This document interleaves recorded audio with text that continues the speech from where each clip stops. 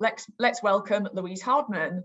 Louise has been with Polestar, the electric performance car brand, since 2019 as UK Head of Marketing and Events, coming, however, from a background in FMCG. Louise, tell us a bit more about your journey and how you found the transition from FMCG to automotive. Yeah, to be honest, I think it was a really interesting experience, and coming from a very different background around FMCG and then coming into an automotive industry, I think one of, the key things for me and that I found people coming to me about is actually changing and going into a new industry. Often there can be some level of self-doubt. And actually, one of the biggest, advice I can give is say yes to opportunities, because actually the opportunities that I've had and I've said yes to, even when I probably felt a little bit more, nervous about taking on a new opportunity, especially when it's in a new industry, I think actually have been the most rewarding. And I think it's actually that level of ability to learn something new. And what I found is bringing your experience and your skill set from previous industries, previous roles, is what makes you unique, but also what makes you more successful in your role. And I think really tapping into those strengths and that previous experience is key. Would you say in that case, at any point, you think you may have experienced imposter syndrome? Yeah, to be honest, I think I probably experienced it, and I've also had a number of people come to me about accepting whether to accept new opportunities when they come to you if you don't maybe know everything about the role. And I think, unfortunately, that is more prevalent in women.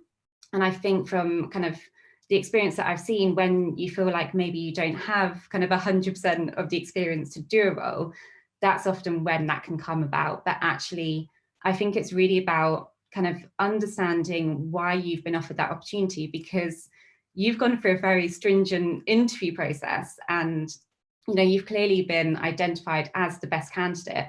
So really trust the people who have hired you for that position, trust your own experience, and bring that to life is kind of the biggest advice I could give. Yeah, that sounds good. And it sounds like at times, you said that you did have that self-doubt, which, is very difficult, but how did you then ultimately overcome that to become as successful as you are? Yeah, I can give a few pieces of advice on that from my experience. And I'd say, firstly, make sure you say yes to opportunities, and believe in yourself and have faith in your own ability. And actually, I use that self-doubt more as a motivational driver. So actually turn that into a positive, and don't be afraid to ask for some advice. So firstly, lean on those people who will give you kind of honest feedback, whether that be friends or family, but also seek role models. And I do have a lot of kind of role models and mentors that I turn to, and actually kind of really speak to those people, because they will give you they are more than willing to help and support you and give you the advice that you need. So I'd say that's kind of the first one. I'd say secondly, I've kind of already mentioned, but understand what your strengths are and your experience, and then bring those to life. And that's something that I've really kind of found has helped. And what I think as women kind of makes us quite kind of special in a way is that we have more of that emotional intelligence that we can really tap into. And I've kind of used that to make sure I adapt my style and my approach to different situations and to different audiences. And I'd say don't underestimate the power of that, because that really does help you completely push your leadership style into a different area. And I'd say for me, coming into a new industry, actually, it means that I can come with a different perspective and a different way of looking at things. And I think that's quite important when you're trying to disrupt and make change within the industry, because you can really challenge the status quo and think about what needs to change. And I've definitely been able to do that within my role. And I guess the only other piece of advice I'd say is make sure you're authentic and true to yourself. So I think often as women, we can often be asked to kind of be a certain type of leader, or feel like we have to be a certain type of person to do well to be a leader. Honestly, I'd say be authentic and true to yourself, because if you're 100% natural, that will not only help you when you're in more, stressful situations, but also that will really help you to become a much stronger leader by being completely honest to who you are. That's great advice. Thank you. And yeah, thank you for that. We have actually had some questions come in, so I'm just going to take a quick look now.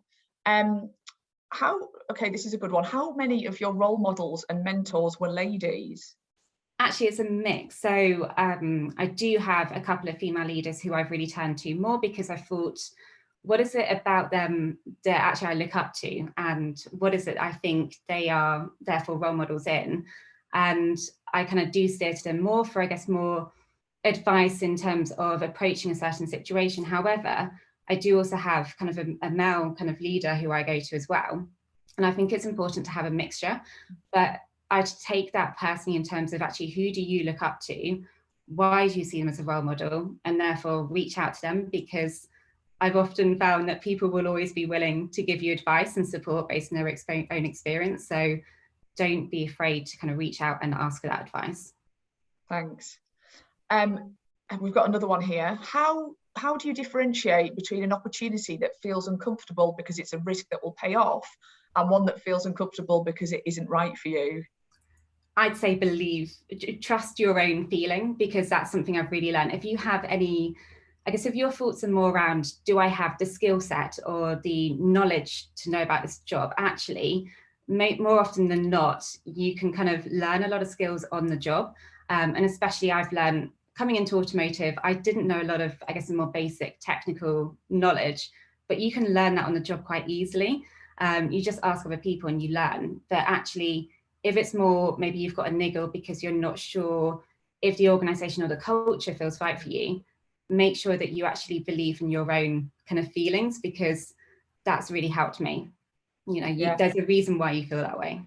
Yeah. And as Polestar is a company, Scandinavian origin, how do you feel about the more equal split between parental leave in some of the Scandinavian countries? Do other countries like the UK and the US need to catch up? Do you think that shared parental leave would reduce the career gap between men and women? You know, I think it's a really interesting question. And I think now I've gone from working from American companies through to a Swedish company. And I'd say that approach is actually really refreshing. And I hope that we can look at it and, I guess, reflect on it, because I do see that we as a company do have more of that gender balance, but also we have more of that work-life balance in terms of just the mentality around a healthier lifestyle and looking at things like parental leave and making sure that actually you spend quality time with the people you should be. And I think I'd like to see more companies kind of look at that, because I think the Swedish mentality is something that I actually really kind of value. Yeah, me too. I think we've got time for just one more quick one. What words of wisdom would you share with younger people that you wish you'd known when you were early in your career? The biggest advice is, I say, believe in yourself and have that faith, because I think I've kind of gone through my experience and I've actually realized that actually having that faith and that belief that you can do something is so important. And if for some reason you suddenly lack a confidence, or you don't feel like you're being able to be yourself within an organization, actually, it may not just be you, it may actually be the culture of that organization isn't the right fit for you. So don't take things too, I guess, internally. Actually ask for advice and lean on other people and figure out what is right for you and how you're able to be the best person that you are, and definitely lean on others for advice, because the best way I've been able to get through my career is by asking for advice, and that's how I've developed and grown. It's great advice. Thank you, Louise. It's been great to have you here. And we'll see you a little bit later on when we come back for the discussion with all of our speakers today.